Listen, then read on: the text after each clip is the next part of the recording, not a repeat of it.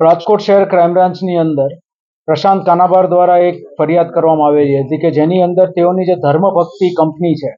તેણે એક agricultural MOU કર્યો હતો એક AS Agri and Aqua LLP નામની કંપની સાથે, જે બેઝિકલી મહારાષ્ટ્ર બેઝડ કંપની છે. આ એગ્રીમેન્ટનો મૂળ મુદ્દો એ હતો કે જે ધર્મભક્તિ કંપની જે છે તેના દ્વારા વિવિધ સ્થળોએ જે આ ફળદ્રુપ ઉપજાઉ જમીન હોય ત્યાં જમીન જે છે એ શોધવાની, તેના જે ખેડૂત હોય તેની સાથે એગ્રીમેન્ટ કરાવી આપવાનો એએસ એગ્રીને, અને ત્યાં ગ્રીન હાઉસ અને બીજા ઇન્ફ્રાસ્ટ્રક્ચર ઊભું કરવા માટે થઈને અમુક ઇન્વેસ્ટમેન્ટ કરવાનું, અને તેની સામે તે લોકો દ્વારા જેટલું ઇન્વેસ્ટમેન્ટ કરવામાં આવશે તો 16 મહિના બાદ તે ઇન્વેસ્ટમેન્ટ 6 વર્ષ સુધી દર વર્ષે એટલું ઇન્વેસ્ટમેન્ટ મળતું રહેશે, પ્લસ જે હળદરની ખેતી એ જગ્યાએ કરવામાં આવશે તેમાંથી જે પ્રોફિટ મળશે તેમાં પણ એમનો ભાગ રહેશે. આ આખું જે એમઓયુ થયું એ બધું 2021ની અંદર મહારાષ્ટ્ર, પછી અમદાવાદ, પછી આપણે અહીંયા રાજકોટ, એની અંદર અલગ અલગ જગ્યાએ મિટિંગ્સ થઈ, અને મિટિંગ્સની અંદર આ બધામાં ડિસાઇડ થયું કે કઈ રીતે આની અંદર આગળ બિઝનેસ લઈ જવો. તેના આધારે 54 એકર જેટલી જમીન છે તે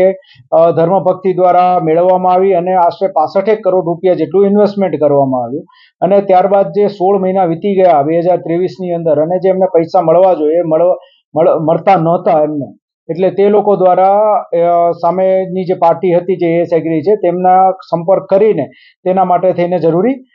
માહિતી એમની પાસેથી મેળવવાની શરૂઆત કરવામાં આવી. પ્લસ જે જમીન હતી તે જમીનની અંદર જે ખરેખર જે ઇન્ફ્રાસ્ટ્રક્ચર ઊભું થવું જોઈએ, જે મજૂરો આવવા જોઈએ, હળદરની ખેતી થવી જોઈએ, એ પણ એમ સામેની કંપની દ્વારા શરૂ નહોતું કરવામાં આવ્યું. એટલે એ લોકોને શંકા જતા તે લોકોએ ક્રાઇમ બ્રાન્ચમાં સૌપ્રથમ અરજી કરી હતી, જેમાં તપાસના અંતે ગુનાહિત બનતું હોય તો ક્રાઇમ બ્રાન્ચ દ્વારા આમાં ગુનો દાખલ કરવામાં આવ્યો છે. ટોટલ આની અંદર જે છે 19 આરોપીઓ છે. 19 આરોપીઓની અંદર એક જે મુખ્ય જે છે તે ટોટલ 55%નો ભાગીદાર છે, એ સિવાય બાકીના બધા જે છે એ 2.5% ભાગીદાર છે. જે 3 આરોપીઓ જે છે, જે લોકો મુખ્ય આની અંદર જે મેનેજમેન્ટ કરતા હતા અને 55%ના ભાગીદાર હતા, એમાં પ્રશાંત જાડે,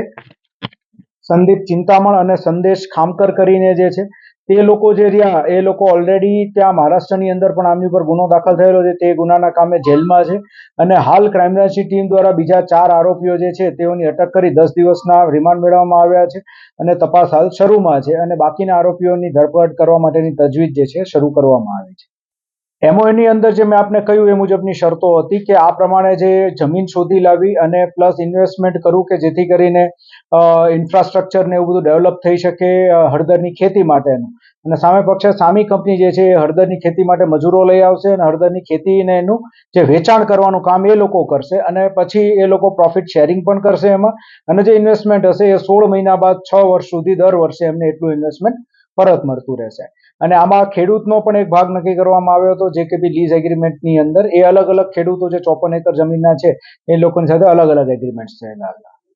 આ બધા જે છે એ લોકોનો ગુનાહિત ઇતિહાસ છે. આપણા ગુજરાતની અંદર 2, એક અમરેલી, વડોદરા, અને બાકી મહારાષ્ટ્રના થાને જિલ્લામાં 2 ગુના નોંધાયેલા છે. ટોટલ 4 ગુના આ લોકો વિરુદ્ધ ઓલરેડી નોંધાઈ ચૂક્યા છે, અને આપણે ત્યારબાદ આ 5મો ગુનો નોંધ્યો છે. હાલ આપણી પાસે જે છે આ એક કંપની છે આપણી રાજકોટની અંદર, પણ અમે લોકોએ જાહેરાત પણ આપના મીડિયા મિત્રોના માધ્યમથી કહેવા માંગીએ છીએ કે બીજા કોઈ અન્ય લોકો સાથે પણ આવા એમઓયુ થયા હોય તો અમારો ખાસ કરીને સંપર્ક કરવો, અને ખાસ કરીને ખેડૂતો જે છે તે લોકોની સાથે છેતરપિંડી થઈ હોય, જેના આધારે જમીન જે છે એ લીઝમાં જતી રહી હોય, તે લોકો પણ અમારો સંપર્ક કરજો. જેટલું એમનું જે કંઈ બી પુરાવા હશે એકત્રિત કરી આરોપી વિરુદ્ધ કડકમાં કડક કાયદેસરની કાર્યવાહી કરીશું.